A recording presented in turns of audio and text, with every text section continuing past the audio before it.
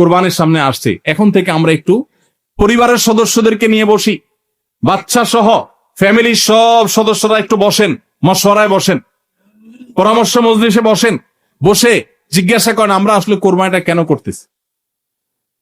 গোশত খাওয়া, ফ্রেশ গোশত আহরণ করা, মানুষের সামনে নিজেদের মুখ উজ্জ্বল করা, কি ধান্দা, উদ্দেশ্য কি? একজন একজন করে সবাই মতামত নেন এবং এটা নিশ্চিত করেন যে আমরা আল্লাহর জন্যই কোরবানি করছি। এটা কিভাবে নিশ্চিত করব? একটা তো বললাম যে বিশাল বড় গরু কোরবানি করেন সব সময়, এবার একটু ছাগল কোরবানি করেন, দেখেন তো মনে মানাইতে পারেন কিনা। কারণ আপনি বলবেন ভাই গরু কোরবানিতে অনেক টাকা লাগে, ছাগলে তো অনেক কম টাকা লাগে, তাহলে এই কোরবানি ওইটার চাইতে কিভাবে উত্তম হয়? আমি উত্তম বলতেছি না, আমি বলতেছি যে আপনার নফস, আপনার মন মানে কিনা যে আমি গরুর জায়গায় ছাগল কোরবানি করলেও তো হবে, হবে না? হবে না? কেউ যদি ছাগল কোরবানি করে তার কোরবানি হবে কি হবে না? হবে। কোরবানি ছাগলও করা যায়, গরুও করা যায়, বেড়াও করা যায়, দম্বাও করা যায়, মহিষ দিয়েও করা যায়, ওট দিয়েও করা যায়, এসব পশু দিয়ে কোরবানি করা যায়। অতএব আপনি এবছর একটু ছাগল দিয়ে করেন, বাকি গরু কেনার যে আরো বাজেটের টাকা ছিল সেগুলো দিয়ে আরো কয়েকটা ছাগল কিনে গরিব মানুষকে দিয়ে দেন, ওটা যাতে এলাকা মানুষ ট্রেন না পায়, অন্য এলাকায় দিয়ে দেন।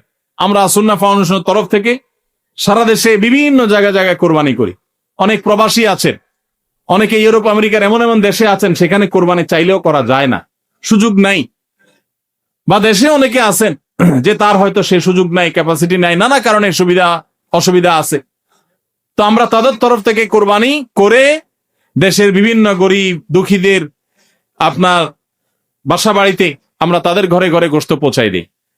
তো আপনি গরুর বাজেটের টাকা দিয়ে একটা ছাগল কিনে বাকি টাকা দিয়ে এরকম ছাগল কিনে মানুষকে দান করে দেন, জবাই করে অন্য মানুষকে গোশত দিয়ে দেন, এলাকা দিলেন না, মানুষ টের পারো না। তাহলে মনকে মানাতে পারেন কিনা দেখেন। এটা হলো অ্যাসিড টেস্ট, আমি বলতেছি না সবসময়, মাঝে মধ্যে এরকম করে দেখেন যে মন মানে কিনা। যদি দেখেন যে না মন মানে, তাহলে আলহামদুলিল্লাহ ভাইরা আমার।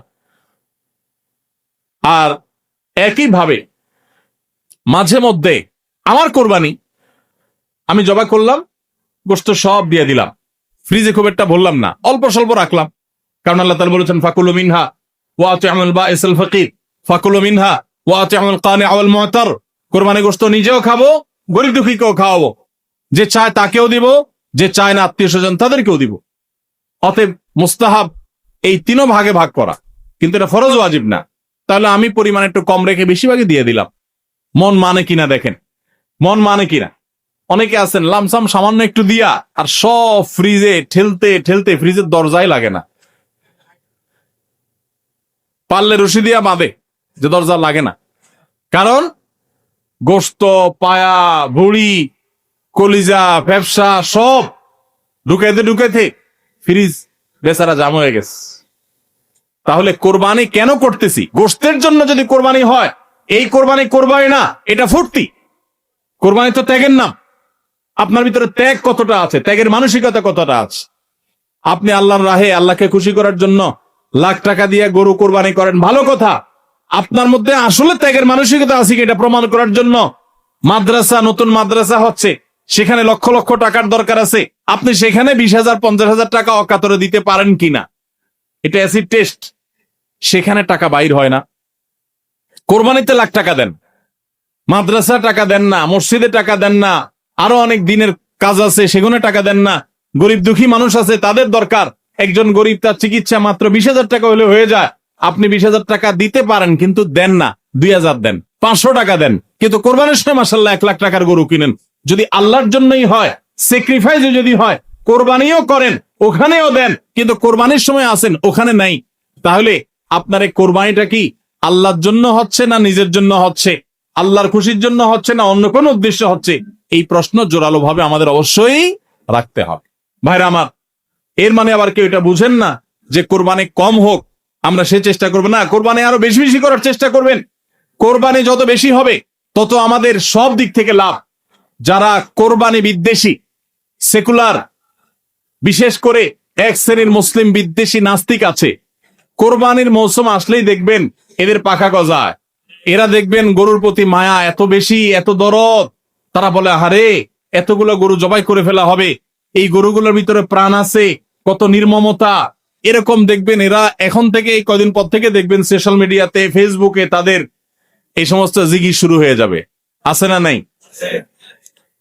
এরা আবার সকাল বিকাল বিফ ছাড়া, মাটন ছাড়া, অর্থাৎ গরু গোশত আর খাসি গোশত ছাড়া, মুরগির গোশত ছাড়া তাদের নাস্তাও চলে না।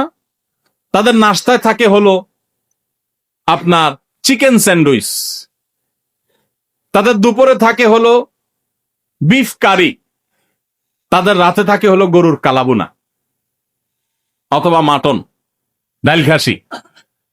3 বেলা গোশত ছাড়া চলে না। কিন্তু মুসলমানদের কোরবানি আসলে তাদের কি হয়? অ্যালার্জি ছাড়া চুলকানি শুরু হয়, আছে না নাই? এই জন্য এদের প্রতিবাদে কোরবানি আরো বেশি করে করবেন, কিন্তু সেটা আল্লাহকে খুশি করার জন্য যেন হয়। কারে খুশি করার জন্য হবে? আল্লাহকে খুশি করার জন্য। ভাইরা আমার, কোরবানি যত বেশি হবে আমাদের যেরকম সওয়াব হবে, আমাদের দেশের অর্থনীতিতে অনেক বেশি কল্যাণ বয়ে আনবে এই কোরবানি। কিভাবে সেটা? প্রতি বছর কোরবানিতে যে লক্ষ লক্ষ গরু ছাগল জবে হয়, এই লক্ষ লক্ষ গরু ছাগল এগুলো তো আসমান থেকে নাজিল হয় না, জমিন ফেড়ে বের হয় না।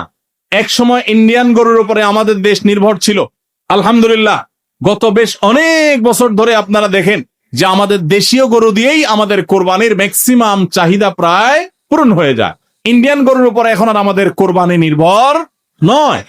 এই যে গরুগুলো উৎপাদন হচ্ছে, আপনি উত্তরবঙ্গে গেলে দেখবেন, আমি যাই বিভিন্ন সময়, সিরাজগঞ্জ যাবেন, পঞ্চগড় যাবেন, ঠাকুরগাঁ যাবেন, দিনাজপুর যাবেন, বিভিন্ন জায়গায় যাবেন উত্তরবঙ্গে, দেখবেন যে কৃষকরা তারা অনেকে গরু পালন করছেন। আমরা সুন্নাহ ফাউন্ডেশন থেকে যখনই কোনো বিধবাকে, কোনো গরিব অসহায় মানুষকে স্বাবলম্বী করার জন্য বলি আপনাকে কোন জিনিসটা কিনে দিলে আপনার ভালো হয়, আপনি সেটা দিয়ে উপার্জন করতে পারবেন।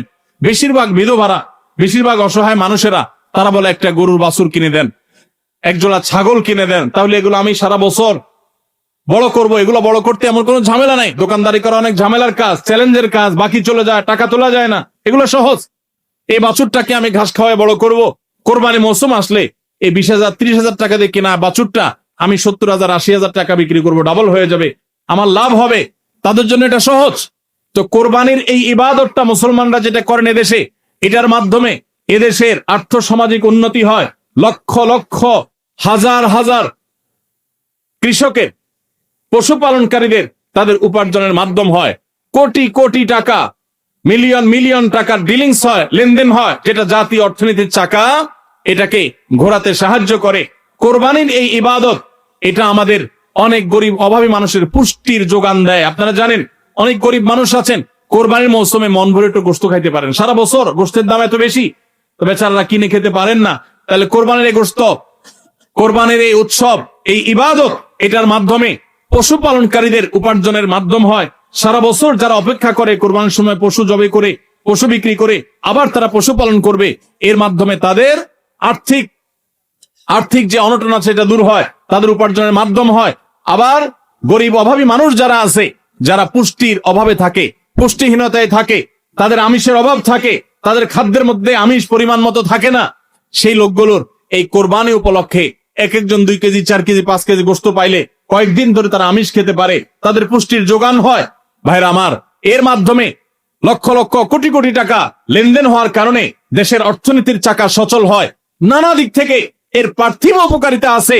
যারা কোরবানির বিরোধিতা করে ওরা বসে বসে ওই মাটন কারি, ওই বসে বসে আপনার বিফ, বসে বসে চিকেন স্যান্ডউইচ, এবং বসে বসে তারা বার্গার খাওয়া ছাড়া আর কোনো কাজ তাদের নাই। এদেশের অর্থনৈতিক উন্নয়নের পিছনে তাদের কোনো ভূমিকা নাই। প্রবাসের যে রেমিটেন্স এদেশে আছে, যত রেমিটেন্স আসে, যেটি আমাদের দেশের অর্থনীতির চাকাকে সবচেয়ে বেশি সচল রাখে, গার্মেন্টস শিল্প একটা চাকা আর রেমিটেন্স আরেকটা চাকা, এই 2টা চাকা আমাদের দেশের অর্থনীতিকে মূলত সচল রাখে। সবচেয়ে বেশি বৈদেশিক মুদ্রা আমরা কামাই এই 2টা মাধ্যমে। ভাইরা আমার, আপনারা নিশ্চয়ই জানেন চাঁদপুর এলাকার মানুষ আপনারা, এই চাঁদপুরে প্রায় প্রতিটা ঘরে ঘরে বিদেশি আছে না নেই? প্রত্যেকটা ঘরে ঘরে প্রায় অনেক প্রবাসী ভাইরা আছে। এই প্রবাসী ভাইরা যারা আছেন, যাদের টাকায় এ দেশের অর্থনীতির চাকা চলে, তারা মিডল ইস্ট প্রবাসী বা মালয়েশিয়ান প্রবাসী ম্যাক্সিমাম তারা মুসলিম কান্ট্রিগুলোতে শ্রম দিতে গেছেন এবং তাদের ঘাম ঝরানো টাকা দিয়ে দেশ সচল হয়। আর এই দেশের আইন, এদেশের নিয়ম, এদেশের সংবিধান, এদেশের সবকিছুর ক্ষেত্রে সবচেয়ে বেশি পোদ্দারি করে হলো ইসলাম বিদ্বেষীরা, আর টাকাটা আনে সবচেয়ে বেশি ইসলামিস্টরা। যত মধ্যপ্রাচ্য প্রবাসীরা টাকা আনে তাদের 99% তারা আলহামদুলিল্লাহ ইসলামকে ভালোবাসে, মহব্বত করে। আমি 10 বছর সৌদি আরবে প্রবাসী ছিলাম, আমি জানি। আমি মিডল ইস্টের বিভিন্ন দেশ ঘুরে ঘুরে প্রবাসীদের ব্যক্তিগত জীবন, তাদের চিন্তা দর্শন, এগুলোকে কাছে থেকে দেখার সুযোগ আমার হয়েছে। প্রবাসীদের যে টাকা, এদেশের অর্থনীতি চাকা সবচেয়ে বেশি সচল থাকে। আমি ইউরোপ আমেরিকায় থাকা প্রবাসী ভাইদের প্রতি শ্রদ্ধা রেখে বলছি, তাদের মধ্যে অনেকে আছেন যারা দেশকে ভালোবাসেন, কিন্তু ম্যাক্সিমামের অবস্থা হলো যে তারা যদি ওই সমস্ত দেশে একবার যেতে পারে, তাহলে দেশের জমি জমা, বাড়ি গাড়ি যা আছে এগুলা বিক্রি করে ডলার করে হুন্ডির মাধ্যমে নিয়ে যায়। কারণ ওই দেশে তার একটা বাড়ি কেনা লাগবে, কারণ সে সেখানকার নাগরিক হয়ে যায়। আর মিডল ইস্টে যারা যায় তারা নাগরিক হইতে পারে না, এই জন্য ওখান থেকে একটা রিয়াল, একটা দেরহাম পারলে ওইটা বাঁচায় দেশে পাঠায়। ঠিক না বে ঠিক? অতএব কোরবানির উৎসবের মাধ্যমে দেশের অর্থনীতির চাকা সচল হয়, প্রবাসীদের কষ্টার্জিত আয়ের মাধ্যমে দেশের অর্থনীতির চাকা সচল হয়। এদেশের অর্থনীতির চাকা সচল হওয়ার পেছনে সবচেয়ে বেশি ভূমিকা যাদের, তাদের বিরুদ্ধাচরণকারী যাদের কোনো ভূমিকা নাই, বসে বসে বার্গার খাওয়া ছাড়া, চিকেন আর বিফ কাট আপনার মাটন খাওয়া ছাড়া যাদের আর কোনো কাজ নাই, এরাই কোরবানি আসলে গরুর জন্য মায়া কান্না শুরু করে।